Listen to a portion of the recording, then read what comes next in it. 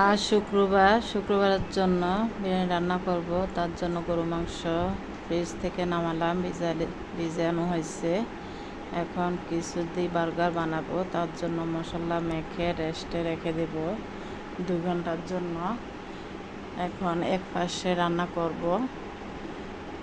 তার জন্য চুলায় পাতিল বসিয়ে দিলাম, পেঁয়াজ ভেজে নিলাম লাল লাল করে। এখন টমেটো কাঁচামরিচ দিয়ে দিব, এটা ভেজে নিব। এখন রসুন বাটা, আদা বাটা পরিমাণ মতো যতটুকু লাগে দিয়ে দিব, ভালোভাবে ভেজে নিব। গ্যাস হালকা হালকা ভাজা হয়ে গেছে। এখন মাংসটা দিয়ে দিব। বিসমিল্লাহ বিসমিল্লাহ। হাড্ডি নাই এখানে, পিওর মাংস, চর্বি আছে কয়েকটা। হালকা লেবুর রস দিয়ে দিব। লেবুর রসটা দিলে মাংসটা তাড়াতাড়ি সিদ্ধ হয়ে যায়।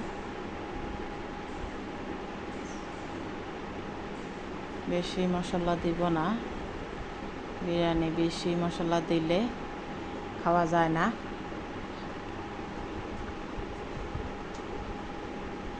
এটা ভালোভাবে কষিয়ে নিব। লবণ দিয়ে দিলাম। এখন ডেকে দিব 10 মিনিট জন্য। এখানে আমি বাসমতি চাউল 1 পট চালের নিয়ে নিলাম, আরও বেশি আছে 1 পট থেকে। এটা ভালোভাবে ধুয়ে নিব। বিরিয়ানি মশলা প্যাকেট এটা এখন দিয়ে দিব, মাংসতে অর্ধেক দিয়ে দিব। এলাচ দিয়ে দিলাম কটা, লবঙ্গ, তেজপাতা, দারচিনি দিয়ে দিলাম। বিরিয়ানি মশলাটা অর্ধেক দিব, বাকিটা পরে দিব চাউল দেওয়ার পরে। এখন ভালোভাবে কষিয়ে নিব।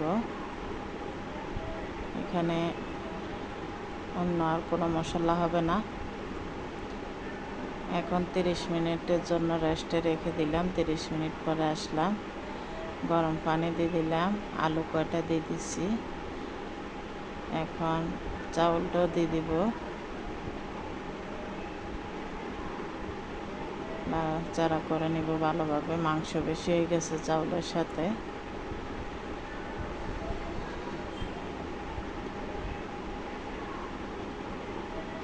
বাকি মশলাটা এখন দিয়ে দিলাম। মাশাআল্লাহ, অনেক সুন্দর হয়ে গেছে। ওয়াও, খেতে দারুণ হবে আজকে খাবারটা। সাথে ডিম সিদ্ধ দিলাম 4টা, সিদ্ধ হয়ে গেছে। এখন ছিলে নিব দুপুরের জন্য। শসা কেটে নিলাম।